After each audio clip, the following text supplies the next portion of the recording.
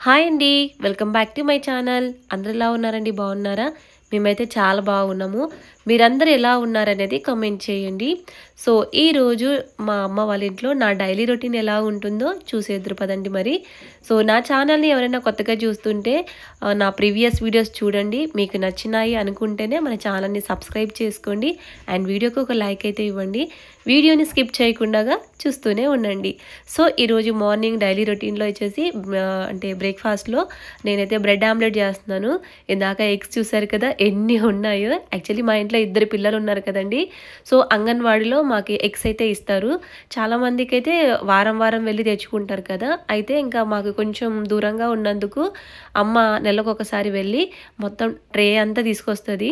ఆ ట్రే తెచ్చిన రోజు అయితే ఇంకా పప్పుచారు అలా చేసుకున్నప్పుడు అప్పుడు ఇంకా అంటే ఆమ్లెట్ వేసుకోవడము, లేదంటే ఎగ్ బాయిల్డ్ చేసాం కదా, అలాగా చేసుకొని ఇంకా ఎగ్స్ అన్నీ అయిపోయేంత వరకు ఇలాగే ఉంటుంది. సో, ఇంక ఈరోజు బ్రేక్‌ఫాస్ట్‌లోకి అయితే ఇంకా బ్రెడ్ ఆమ్లెట్ చేద్దామని మార్నింగే మా అమ్మ వెళ్ళి ఇంకా బ్రెడ్స్ అయితే తీసుకొచ్చింది. సో, మా అమ్మ వాళ్ళకి పెద్దగా ఇష్టం ఉండదు ఇలాంటివి ఫుడ్ అంటే. ఎంతున్నా కానీ ఏదో అన్నం తినడం అలాగే ఇష్టము.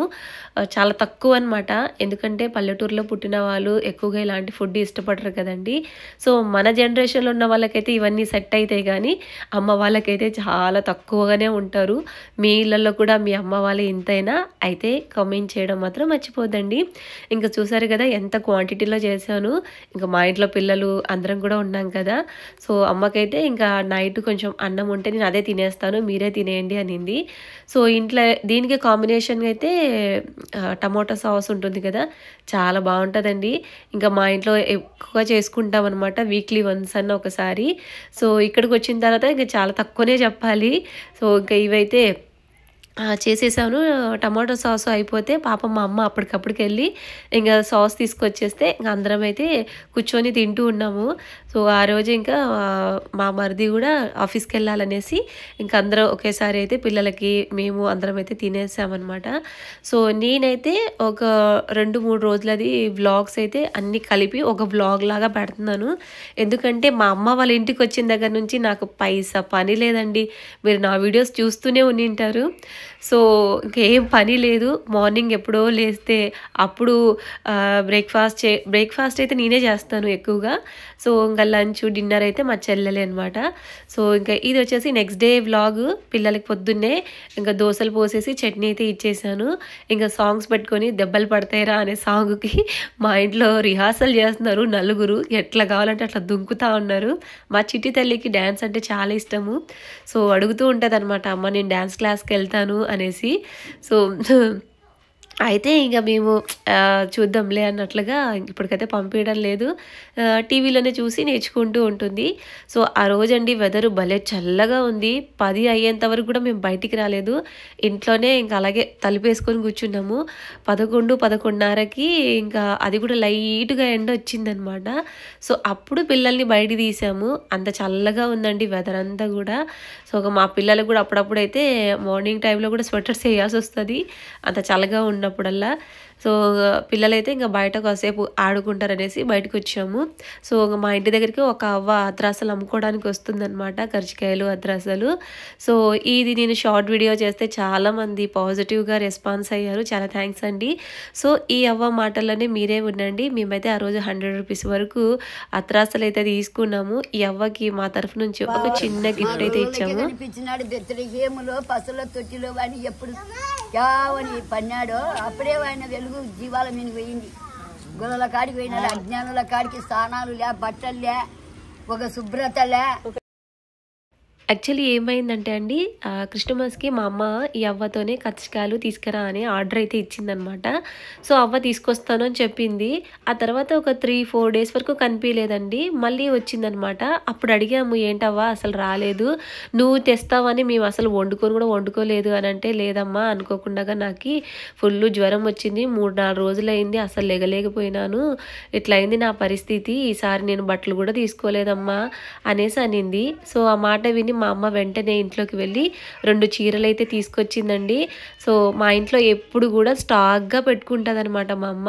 సో 2 చీరలు ఇచ్చిన తర్వాత జాకెట్ కుట్టించుకో అని వద్దు వద్దు అంటే కూడా మా అమ్మ బలవంతంగా చేతులు అయితే ఇంకా 100 రూపీస్ అలాగే ఇచ్చిందనమాట. సో ఆ అవ్వకైతే ఆనందం అంతా ఇంత కాదు. ఎందుకంటే అంటే మేము చెప్పిన మాటలు కాదు, ఆ అవ్వదే పెడదాం అనుకున్నాను, అంటే రియల్ వాయిస్. కానీ ఇక్కడ పక్కన సాంగ్స్ అయితే వినపడుతున్నాయండి, నాకు మళ్ళీ కాపీ రైటింగ్ పడుతుందనేసి ఇంకా నేనైతే వాయిస్ అయితే పెట్టలేకపోయాను. సో అవ్వ చెప్తుంది, ఈ కాలంలో అన్నం పెట్టడానికే 10 సార్లు ఆలోచిస్తారమ్మా, అట్లాంటిది నువ్వు నాకు బట్టలు ఇచ్చి కుట్టుకూలు కూడా ఇచ్చినావు అనేసి ఇంకా చాలా సంతోషపడింది. మా అమ్మ వాళ్ళ ఇంట్లో అండి ఎప్పుడు కూడా 2-3 శారీస్ ఎక్స్ట్రాగా పెట్టుకుంటుంది. ఎందుకంటే ఇంటికి వచ్చే వాళ్ళు ఎప్పుడు వస్తారో మనకి చెప్పి రారు కదా. సో ఎవ్వరు మా ఇంటికి వచ్చినా కానీ, మాకు తెలిసిన వాళ్ళు కానీ తెలియని వాళ్ళు, జస్ట్ తెలిసిన వాళ్ళు వచ్చినా కూడా మా అమ్మ ఒట్టి చేతులతో ఎవ్వరికి పంపించదు. అందరికైతే ఇలాగా లేడీస్కి శారీస్ అయితే కంపల్సరీగా ఇస్తుంది అనమాట. సో అప్పటికప్పుడు కంటే షాపింగ్ వెళ్ళి తెచ్చి ఇస్తే బాగోదు కదా, అందుకనేసి ఎప్పుడు స్టాక్గా ఉంటుంది అనమాట. సో తీసుకున్న తర్వాతకి ఇంకా అలాగా ఎవరైనా వచ్చినా కానీ ఒట్టి చేతులు లేకుండా ఇచ్చేస్తూ ఉంటాము. సో మాకు తెలిసిన వాళ్ళే కాదండి, మా రిలేటివ్లో మా ఇరుగు పొరుగు వాళ్ళు ఎవరైనా తెలిసిన వాళ్ళు ఇంటికి వచ్చారంటే ఇంకా మా అమ్మ అయితే అలాగే చేస్తుంది అనమాట. ఇలాగా మా అమ్మ చేసిన పుణ్యమేనండి మా 4 ఆడపిల్లలను పోషించుకొని ఇలాగా మంచి సెటిల్ అయితే అయ్యాము. సో మాకు తెలిసిన వాళ్ళే కాదండి, ఎవరైనా పేదవాళ్ళు రోడ్లో పోయే వాళ్ళు కనిపించారంటే కూడా అలాగే చేతుల్లో పైసలు పెట్టేస్తుంది. నేనేమి లేనిపోని కథలు ఏమి చెప్పడం లేదండి, మా రిలేటివ్స్లో అందరికీ తెలుసు మా అమ్మ గుణం ఎలాంటిది అనేది. సో ఇంకా నిజంగా చెప్పాలంటే మా అమ్మ ఎవరికైనా హెల్ప్ చేసిన విషయం కూడా కనీసం మాకు కదా ఎవ్వరు కూడా తెలియదు. సో వాళ్ళకై వాళ్ళు చెప్తే తప్ప మాకు తెలిసేది కాదు. సో అలాగండి నిజంగా, అందుకే పెద్దవాళ్ళు ఊరికనే అనలేదు, మనము మంచి చేస్తే మంచియే జరుగుతుంది అన్నట్లుగా మా అమ్మ చేసిన కొన్ని పుణ్యాలు మాకే అలాగా మంచి జరుగుతూ ఉన్నాయి మా లైఫ్లో. సో అదనమాట. ఇంకా ఆ రోజు అవ్వ అయితే ఫుల్ హ్యాపీ. ఇంకా అందుకనేసి నేను ఒక చిన్న షార్ట్ వీడియో చూస్తే చాలామంది పాజిటివ్గా, సిస్టర్ మంచి హెల్పింగ్ నేచర్, మా అమ్మ కూడా ఇలాగే చేస్తారనేసి వాళ్ళ అమ్మల గురించి చెప్పారు. సో అండి అందరం కూడా అలాగే ఉంటే ఇంకా మంచిదే కదా. సో ఇంకా మా చిట్టి తల్లి, మా చెల్లెలకి ఒక అలవాటు ఉందండి, తను ఎప్పుడైనా కానీ అంటే కసు కొట్టేటప్పుడు కానీ బండలు తుడిచేటప్పుడు కానీ ఎవరైనా వస్తే బాగా కోపం అవుతుంది. సో మా చిట్టి తల్లి కూడా వాళ్ళ పిన్నిని ఫాలో అవుతుందన్నమాట.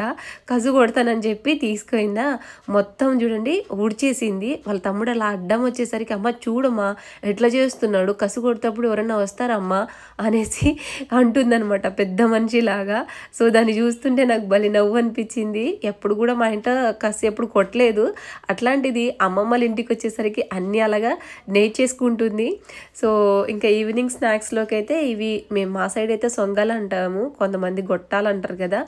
సో ఇంకా మేమైతే పిల్లలకి ఈవినింగ్ అయితే ఏదో ఒకటి కావాలి మా పిల్లలకి, అందుకని ఒక్కొక్క రోజు ఒక రకంగా అలాగా చేసేస్తూ ఉంటాము. ఇంకా మా అమ్మ బట్టలన్నీ సర్దుతా ఉంటే మా చిట్టల్లి వాళ్ళ అమ్మమ్మకి హెల్ప్ చేస్తుంది, అమ్మమ్మ నేను కూడా చేస్తాను అనేసి. ఇంకా అన్నీ ఆడపిల్లలకి ఏదైనా నేర్చుకోవాలనే ఇంట్రెస్ట్ ఎక్కువ కదా. సో అది చిన్నగా ఉన్నప్పుడే ఉంటుంది, ఆ తర్వాత ఉండదు. ఎందుకంటే నేను కూడా ఇలాగే చేసేదాన్ని అప్పుడు. సో మీలో కూడా ఎంతమంది ఇలా ఉన్నారో కామెంట్ చేయండి.